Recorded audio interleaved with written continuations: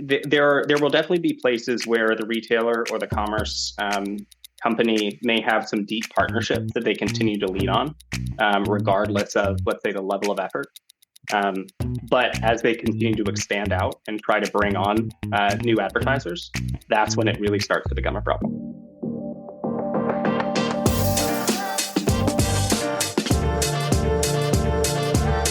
Ian Maier is ad tech and AI lead at Hightouch, which, as you'll find out here in a few minutes, is a very robust CDP application that's being deployed, well, as Ian will tell us, in retail media, pretty interestingly, as well as some other applications. But first, let me just say thank you. I really appreciate, Ian, your patience in coordinating schedules here, because it ain't been easy. Well, Mike, thanks for having me. Been looking forward to this conversation for a long time. I know I had a great conversation at NRF and have been eager to catch up then. Yeah, there's so much that NRF kind of prompted, and I know we just couldn't get to it all. So this is going to be basically all of that wrapped into a giant enchilada type, everything we could possibly mash into a conversation. We'll try and make sense of it in the edit, I guess, is what Fantastic. I'm saying. Sounds like a great lunch. Yeah, right. Interesting. Anyway, well, just to set context, can you tell us, in your own words, what Hightouch is all about, what you're here to do, and then your role there, if you would? Yeah, absolutely. So Hightouch is a composable CDP and an AI decisioning platform, one of our newer products that we released. Hightouch as a composable CDP. CDP basically means customer data platform. You think about a company like Segment, where our founders actually started their careers.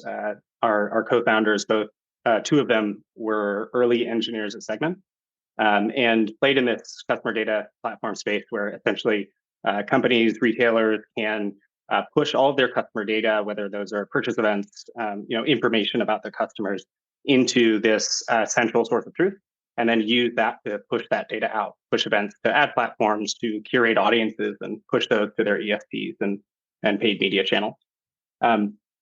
What they realized very early on is that there were some fundamental problems with that concept, although there is a lot of value. One of those fundamental problems is the time to value to essentially take all of this customer data, complex customer data that you have, and feed it into one central place. Takes a lot of time, a lot of energy, a lot of technical resource to do. That often meant that enterprise companies were spending anywhere from 6 weeks to 24 weeks to actually implement this very expensive product. And so on that realization, essentially built this new CDP that simply sits on top of your existing data infrastructure. So usually that's a cloud data platform like a Databricks or a Snowflake or Google BigQuery.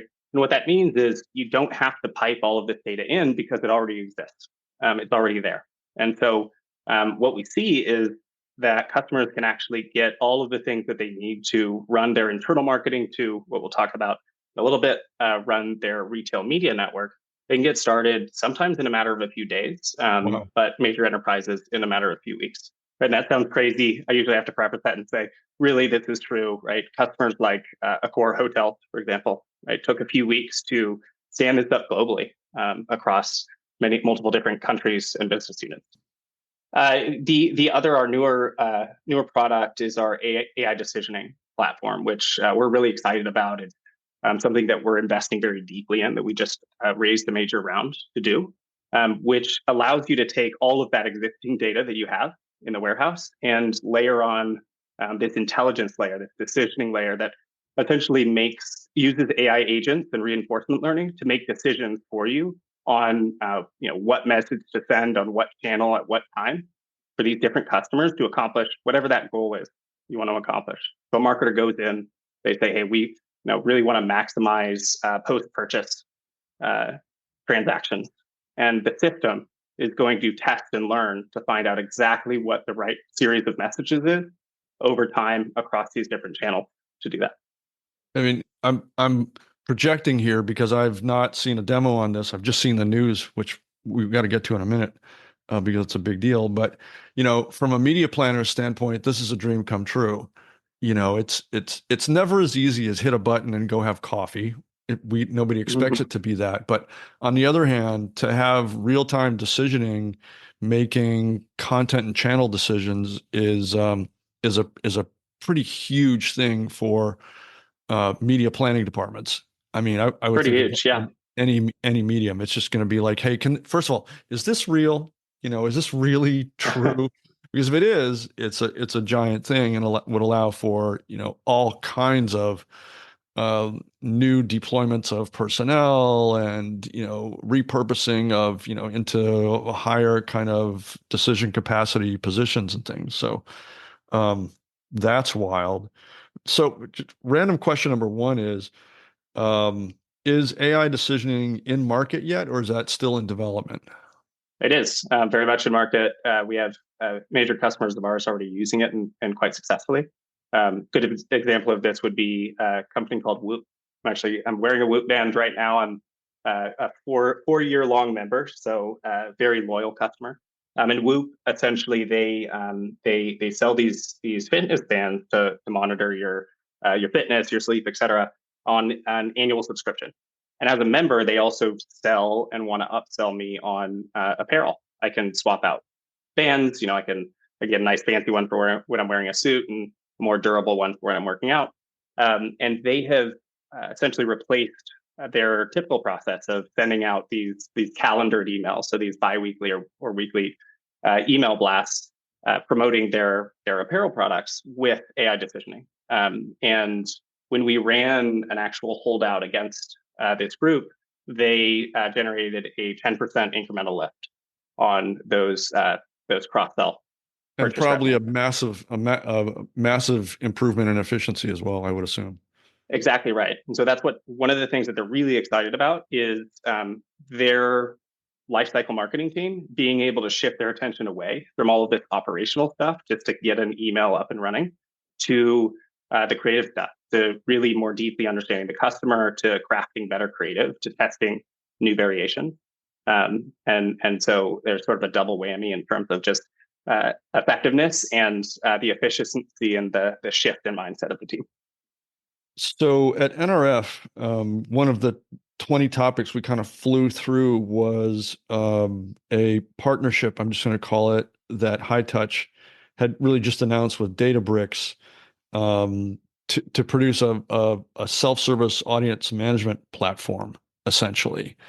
Um, can you let's get into the weeds just a little bit, talk about the let me try and sound intelligent here, and I'm clearly not. Um, this self-service audience management platform now layered on with AI decisioning. What happened there when we layered on the AI decisioning? What improved? No, it's actually a great question. There are two ways you can think about this. One is within AI decisioning, there are often going to be times when you want to use AI decisioning to test and find the perfect one-to-one personalized variation of your content or of your offer. But you may also want to do that within the confines of a specific audience. So let's say you have an offer that is should only be available in the state of Texas, right? You could use the audiences to say, hey, I want to narrow this down to that state of Texas. Let's say you're a specialty retailer, like a PetSmart, and you have this really unique data around what pets the pet owner actually has. And you want to create and execute these campaigns based on whether they own a dog, a cat, a horse, etc. Audiences are the way to create those guardrails to say, hey, these are the confines in which I want to actually execute these one-to-one personalized campaigns. Um, another another analogy you can draw here is actually in advertising. In Facebook and Google have the same sort of concept. Facebook and Google were sort of the early pioneers of AI decisioning. And with them, what you can do is you can say, again, I want to run this win back campaign to this specific first party audience. But within that first party audience, Facebook and Google are going to be iterating on and identifying the perfect creative on the right placement at the right time to show to that specific unique person to maximize the chance that they engage, convert, whatever the outcome is that you're optimizing for. Gotcha. Okay. Thanks for the clarity there, because labels are plentiful in this space and often overlap. And That's right. They do. Yeah. So um, if we can, I'd like to talk a little bit about your very fresh announcement. Completed an $80 million raise at a $1.2 billion valuation. It sounds like there's a lot of happy people over at Hightouch right now.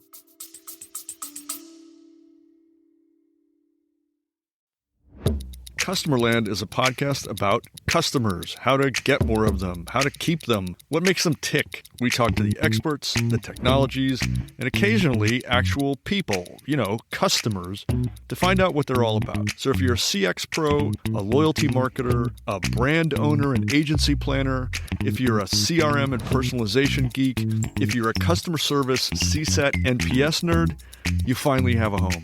I'm Mike Giambattista. Welcome to Customerland.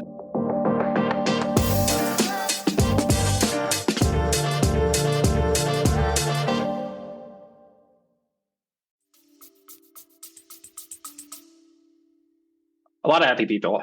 It's a really good signal in the market that what we're doing with the composable CDP, especially what we're doing with AI decisioning, is resonating. That we have the traction there, right? We're seeing the world, for example, the CDP world especially, shift almost entirely to say, composable is the way of the future. And then just adding in not only the excitement, but really just the early proven out results on incremental revenue from AI decisioning. I think great proof points. We will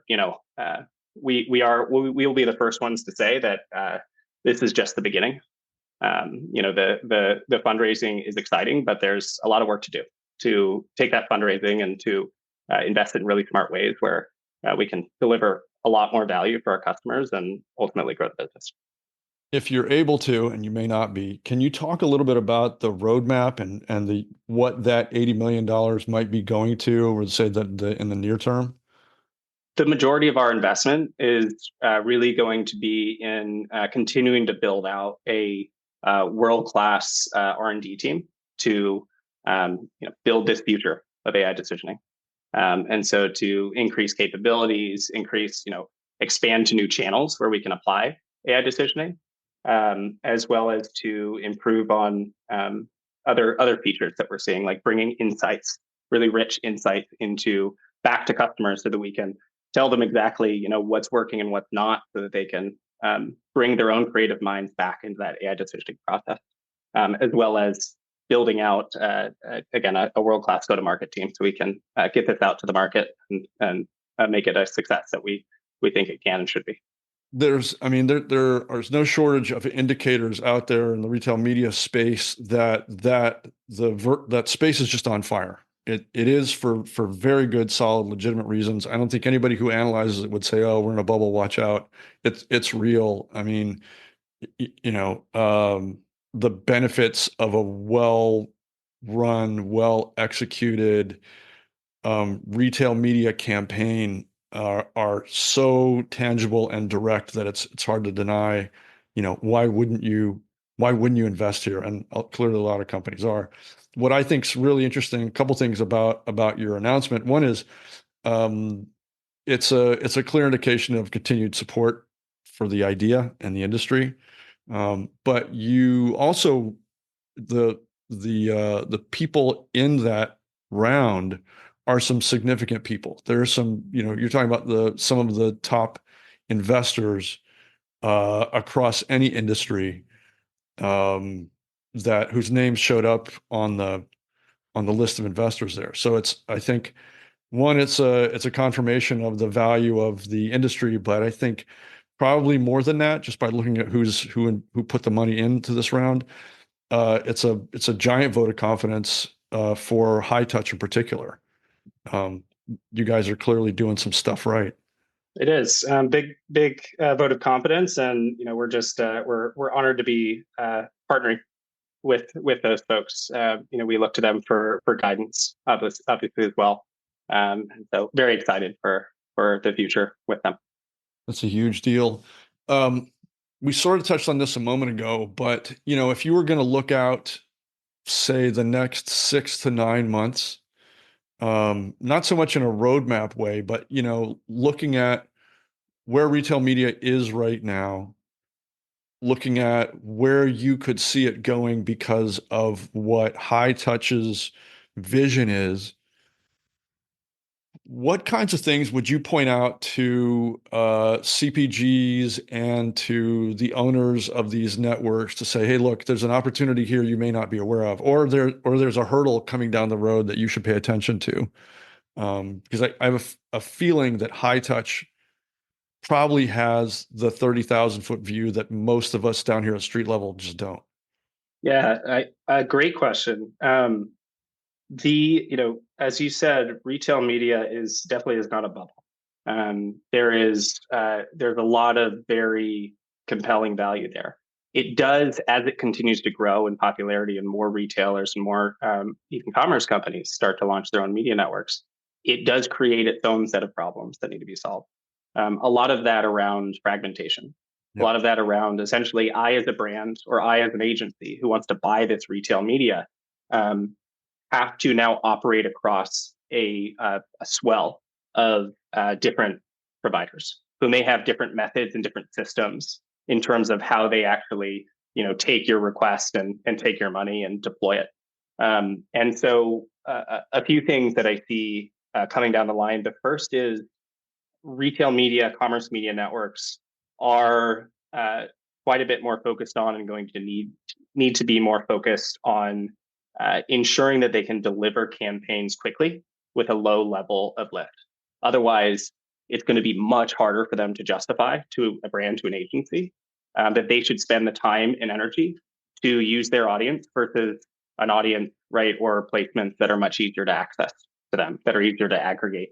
Are you seeing that as a friction point in the market right now? Is that a factor, or is the space still kind of in that we're in honeymoon, we'll take what we can get kind of a phase? I think it is a factor. There will definitely be places where the retailer or the commerce company may have some deep partnerships that they continue to lead on, regardless of, let's say, the level of effort. But as they continue to expand out and try to bring on new advertisers, that's when it really starts to become a problem. And you really have to deal with this trade-off as well between, how much can I deliver each customer, each campaign, custom audiences that promise much higher performance, that promise, that help me unlock new use cases for the advertiser, versus just rely on this sort of preset stock. Let's say I've got my 10 preset audiences that I just try and sell out.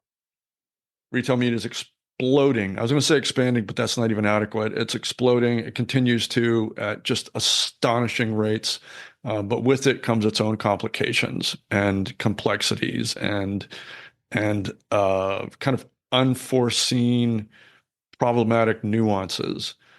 You have a view to some of those. So let's talk through some of those and how CPGs and media networks might be able to handle them. Yeah. So the problem with an exploding market is typically that now you have a lot of options. And as an advertiser, there are a lot of different retail media networks, commerce media networks that I can and may get value from buying advertising from. But doing that is really hard. So let's say there are over 200 retail media networks in existence today. Imagine just trying to log in. Imagine they were all self-service and just even trying to log into 200 different ad platforms to execute your ad campaigns. Right? No one can do that. Even agencies are going to be strapped to be able to manage that for a single client. And so they're definitely not going to do that. What they are going to do is be really discerning around what type and what value these media networks have to offer to select the right one. Some of them may already have deep partnerships. So a retailer and a CPG company may already have a tight partnership. And so that might be an obvious choice. But for everyone else, it's going to be a question around what unique audiences can they offer me that no one else can, right? Because I'm also competing with the Amazons of the world, the Walmarts of the world, the Googles and the Facebooks of the world who have these broad targeting audiences. So that's number one. Number two is, are there ways that I can, how easy can the retail media network make the buying process? So how quickly can I either get on the phone with the sales team, place an order, and they have that custom audience up for me, delivered across multiple channels, right? So that we're advertising the sort of the velocity to buy and to deploy campaigns. Then number three is, because we're going to continue to make, right, we want to make really smart investments. How do I know that my investment in this retail media network is incremental, is driving incremental revenue, right? If you were at NRF, there was an all-day session on retail media. They brought in different brands who buy retail media, different major retail media network owners, consultants, et cetera. And I would say 9 out of 10 of the folks there said the word incrementality at least once, if not about 5 times in their presentation, but are pretty significant. What we don't see in the market as much is a real solution for that. So that's actually something that we're starting to think about. And by the time this is out, we may be already talking about the solution that we have to solve that problem. Can you tip your hat a little bit as to how that might work? Yeah. Essentially, as a retail media network, you're often monetizing first-party audiences. There are a few variations. There's the on-site version where you're more selling access to the traffic and the keywords that you can target, but off-site especially, and then specifically on-site when you're targeting audiences, what we're able to do is allow you or the retailer to create a holdout group or multiple holdout groups across channels to allow you to deploy an incrementality test. So that you can enable all of your advertisers, when and if they want to measure the actual incremental lift of those on-site and off-site ads. Then what's really unique about what we do, being a composable CDP, is all of that data, the holdout group, the treatment group, right? The results of that are brought into your data warehouse.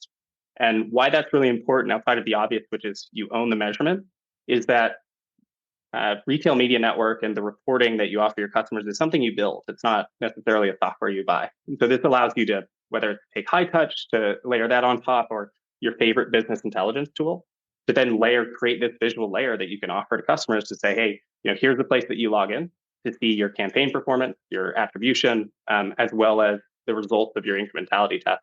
You can log in, once a day and see the updated results there. I want that.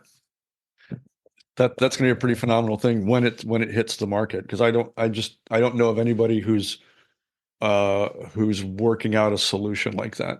They may be out there, but I'm just not aware of them. Yeah, that's the hope, and we've even got some early customers starting to do this already. One of the largest food delivery apps in the world, right? Who, again, are very deeply have this type of measurement embedded internally. And so all of their campaigns are being run thinking about incrementality, right? Global holdouts, right? All the really the really smart stuff to prove this to themselves internally. And now what they can do is take that same functionality and turn it out to their advertising partners to say, hey, we don't just prove this to ourselves, but we're going to prove this to you. Wow, really exciting. Yeah, would love to be in one of the demo groups when that becomes demoable. Pretty fascinating stuff. Well, Ian, this is I think, again, we did the same thing we did at NRF, which is just kind of nick the tip of the iceberg on all of the important things that are happening in this space. But what I'm going to suggest is that, again, a colossal wrangling of schedules again, but maybe in another 6 months to reconvene, to see what's new with Hightouch, where you are on the roadmap, if any of these new deployments are actually in market yet, and what they're doing.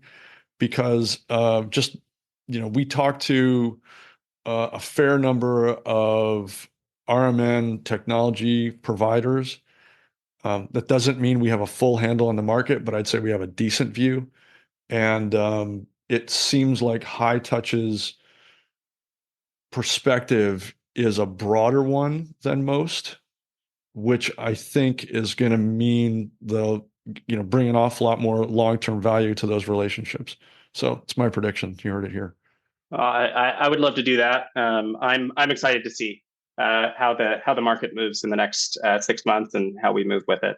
It's I think our deep belief that it helps to kind of get into the trenches with those customers to help them solve these very real problems, like how to deploy a retail media network, instead of just taking that super high level view, because there are very real nuances to what is required to do this successfully, and going to inform our product roadmap. It's going to inform how we support our customers. So I appreciate that.